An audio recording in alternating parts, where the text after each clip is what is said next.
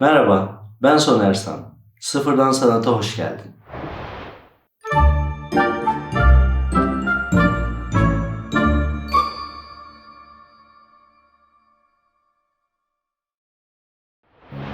Öncelikle sanat kavramını derinlemesine anlayabilmek için onun meyvesi olan sanat eseri ve onun kayıt defteri olan sanat tarihi kavramlarına da hakim olmak gerekir. Şöyle örnekleyelim. Milattan önce 32 bin yılında Altamira mağarasının tavanına bir insanın hayvan figürü çizmeye ihtiyaç duyması sanat. Çizdiği resmin bugün bizi hala şaşırtıyor olması sanat eseri. Bu eseri inceleyip yapılış tarihi ve teknik özelliklerini bilmemizi sağlayan ise sanat tarihidir. Sanat kavramı insana, topluma, kültüre ve döneme göre değişkenlik gösterebilir. Sanat bazen çok basit ve yüzeysel, bazen de göreceli ve karmaşık olabilir. Bu durum genellikle onu inceleyenin sanata olan bakışı ve birikimine göre değişkenlik gösterir. Gerçek sanatçı ve gerçek sanat eserini belirlemek de en az sanat kavramı kadar karmaşıktır. Bugün neredeyse hepimizin tanıdığı birçok sanatçı yaşadıkları dönemde kabul görmemiş, hatta eserleri birer ucube olarak değerlendirilmiştir. Ya da bunun tam tersi, geçmişte kabul görmüş ama bugün eserleri hala tartışma konusu olan sanatçılar da vardır. Fark edeceğin üzere sanatı tanımlamak yerine içindeki sayısız göreceli durumdan sadece birkaçını seninle paylaştım. Çünkü sana aktaracağım sanat tanımı sadece benim sanat anlayışımı yansıtır. Oysa sanat gerçekten görecelidir. Belki de onu güzel ve özel kılan da budur. Bir tane değil, milyonlarca doğrusunun olmasıdır. Sana önerim zihninde sanat kavramını oluştururken tek bir tanıma bağlı kalmama ve her zaman yeni bilgilere açık olma.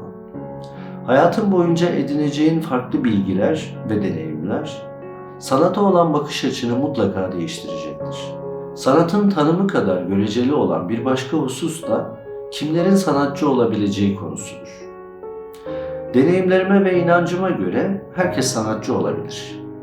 Hatta herkes biraz sanatçı olmalıdır da. İşte tam da bu sebeple buradayım.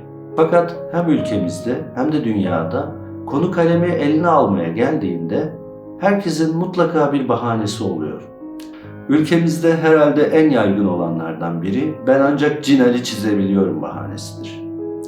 Pablo Picasso 30 yaşına kadar fotorealist gerçekçi resimler yaptı. 30 yaşından sonra ise Cinali çizmeye başladı ve gerçek ününü bu resimlere borçlu. Bu yaştan sonra ne resmi diyenler var mesela.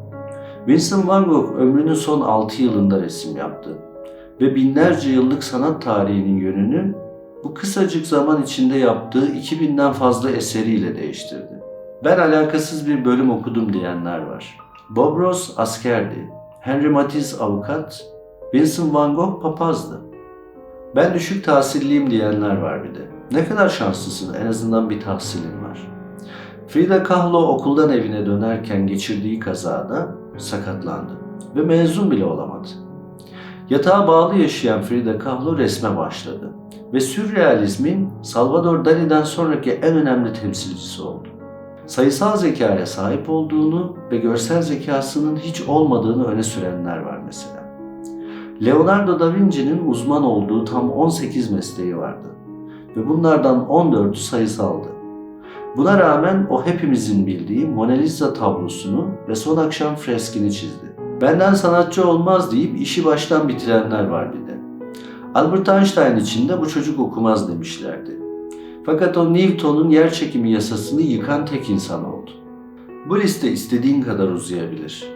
Fakat sen bu klasik bahanelerden hala sıkılmadın mı? Bence en azından bu bahanelere sığınmayacak kadar seviyor olmalısın kendini. Bir şeyleri değiştirmenin ve kendini geliştirmenin vakti hala gelmedi mi? Lütfen sanatın sana neler katabileceğini görmeye ve anlamaya çalış. Yaptığın iş, yani mesleğin ne olursa olsun, bir tarafın mutlaka sanatçı olmalı.